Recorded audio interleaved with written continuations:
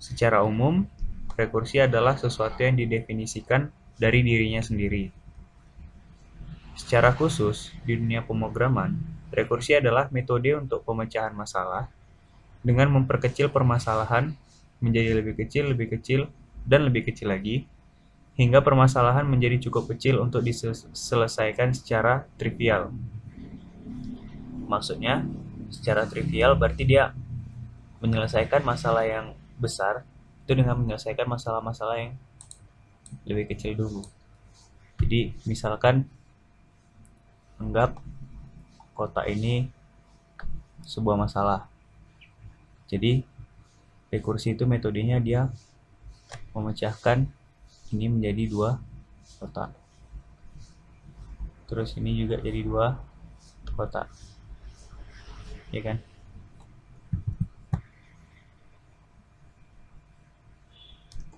Nah, kalau masih belum cukup kecil, dia pecahkan menjadi dua kotak lagi.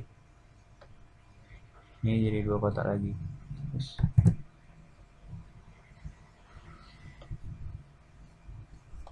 Terus ini juga jadi dua kotak. Sampai masalahnya cukup kecil, nanti dia akan disatukan dan akan menyelesaikan masalah yang lebih besar. Jadi ini selesai, artinya ini selesai. Ini selesai, dan ini selesai. Lalu kalau kedua ini selesai berarti satu permasalahan akan selesai. Ilustrasinya kayak gitu.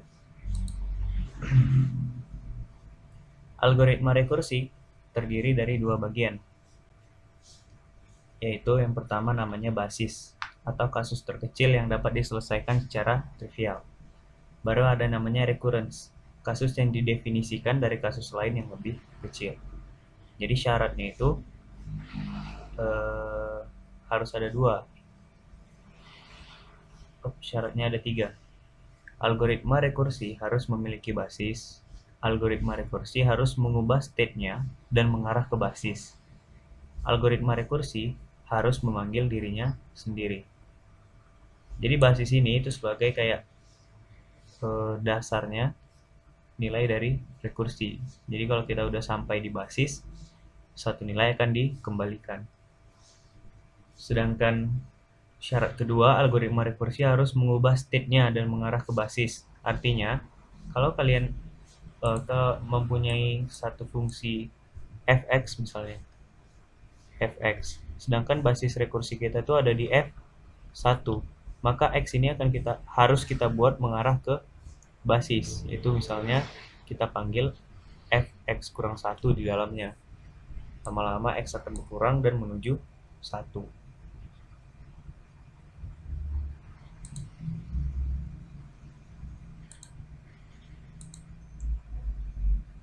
Lalu syarat yang ketiga, algoritma rekursi harus memanggil dirinya sendiri.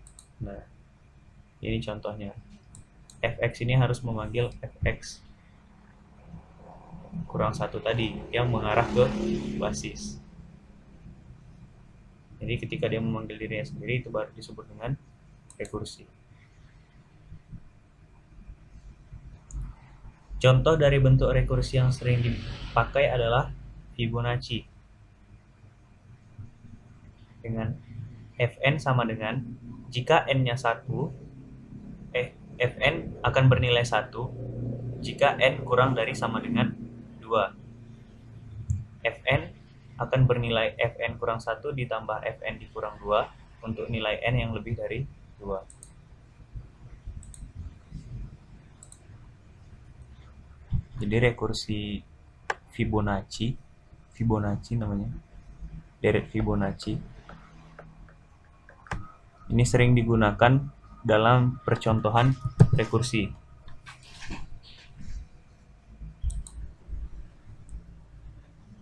Untuk contoh rekursi yang biasa itu kan sebuah bilangan Fibonacci, deret bilangan Fibonacci. Jadi Fibonacci itu Fn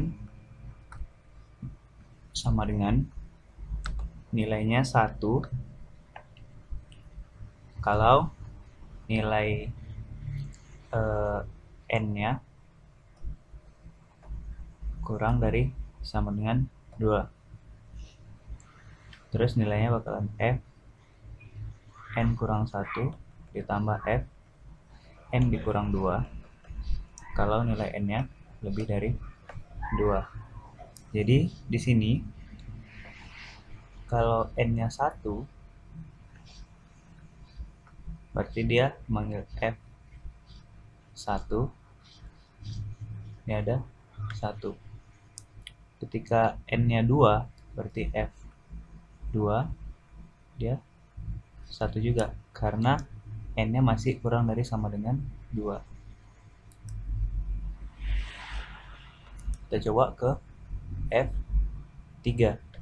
F3 n-nya kan udah nggak kurang dari sama dengan 2, tapi n-nya udah lebih dari 2. Berarti F3 sama dengan F3 dikurang 1 ditambah dengan F3 dikurang 2.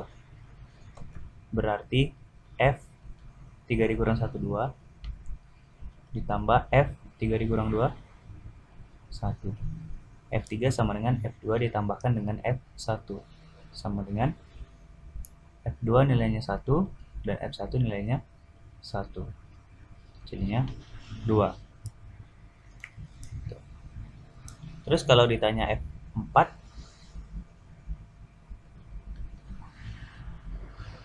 berarti Fn dikurang 1, 4 dikurang 1, 3 ditambah dengan Fn dikurang 2, 4 dikurang 2, 2. Jadi F3 ditambah F2 sama dengan F3 nilainya 2 ditambah dengan F2 nilainya 1 sama dengan 3.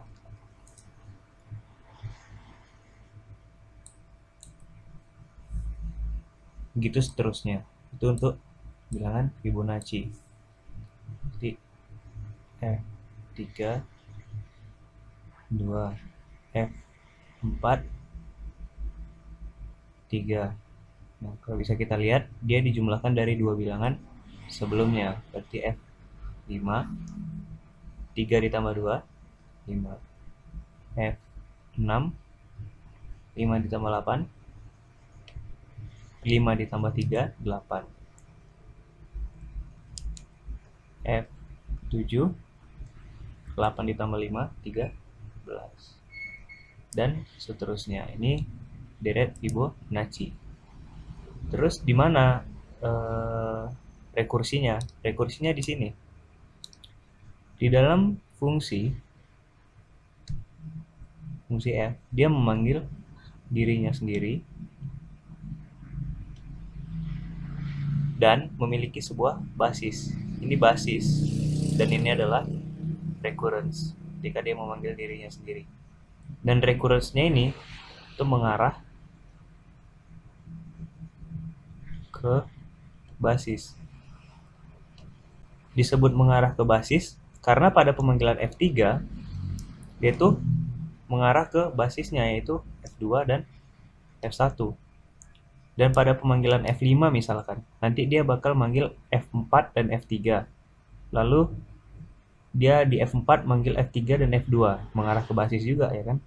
Dan di pemanggilan F3 mengarah ke F2 dan F1. Itu disebut dengan mengarah ke basis, supaya dia tidak terus-terusan memanggil fungsinya. Jadi ada kalanya dia berhenti.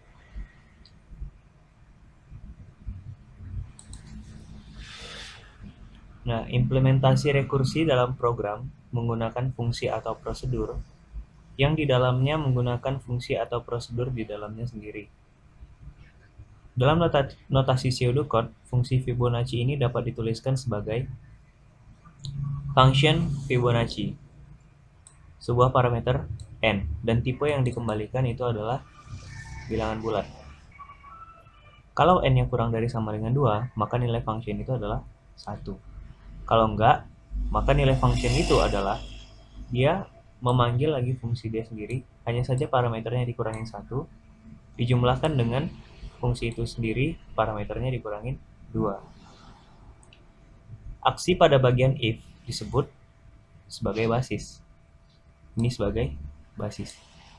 karena akan menjadi penghenti dari fungsi rekursi tersebut.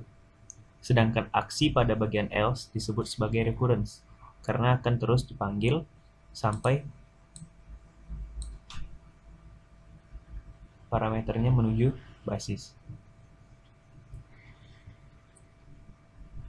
Nah, jika fungsi Fibonacci di atas dipanggil dengan Fibonacci 5, maka yang terjadi adalah, kita jelaskan.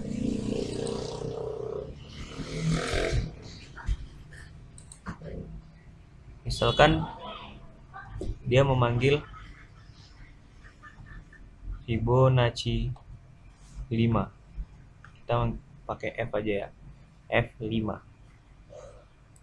Lalu di sini kan dia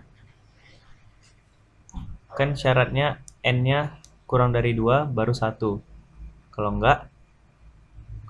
enggak kurang dari sama dengan 2, dia bakal manggil F4 jumlahkan dengan F3. Kita nggak tahu F3 ini apa, jadi kita coba telusuri lagi ke permasalahan yang lebih kecil. Jadi kita panggil si F4. Ketika F4 dipanggil,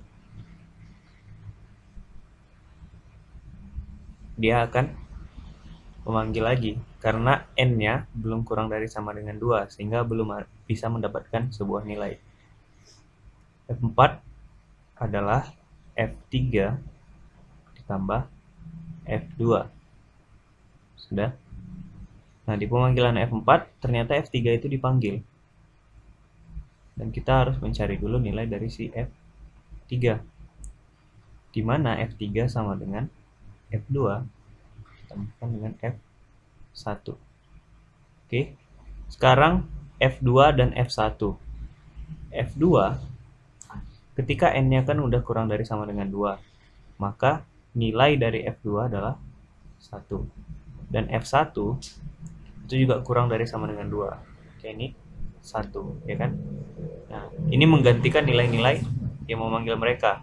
Jadi, ini sama dengan F2 nilainya 1 ditambahkan dengan F1 yang nilainya juga 1. Ya, sama dengan 2. Dan 2 ini itu menjadi nilai dari si F3. Nah, di atas F3 dipanggil. Nilai F3 kan 2. Jadi ini jadinya 2. Ditambahkan dengan F2. Nilai F2 tadi 1. Jadinya ini 3. Si 3 ini menjadi nilai dari si F4. Lalu di F5 dipanggil F4.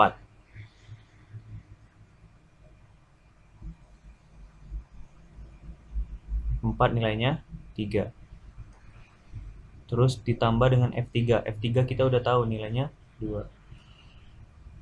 3 ditambahkan 2 sama dengan 5. Maka nilai dari F5 itu adalah 5.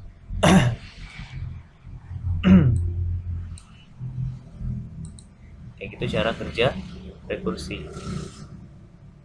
Nah, bisa juga dengan ilustrasi ini. Daerah di dalam kotak menandakan bahwa kontrol program berpindah ke pemanggilan fungsi tersebut. Jadi pertama dia dari F5 sama dengan F4 ditambah F3.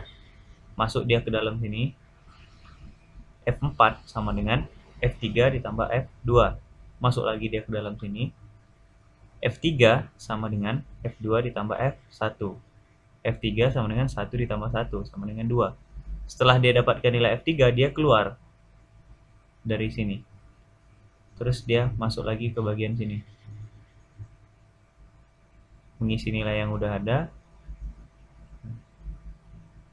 Ini F3 juga udah ada untuk ini dan ini. Baru dia mengisi untuk yang 5-nya. Seperti itu. Setelah nilai ditemukan, kontrol program kembali lagi ke fungsi pemanggil. Langkah inilah yang dilakukan oleh program, disebut dengan langkah top down. Artinya kita mengisi dari atas. Kita ngisi dari 5, 4, 3, 2. Baru jumpa basisnya di 2 dan 1. Nah, ini ada sebuah contoh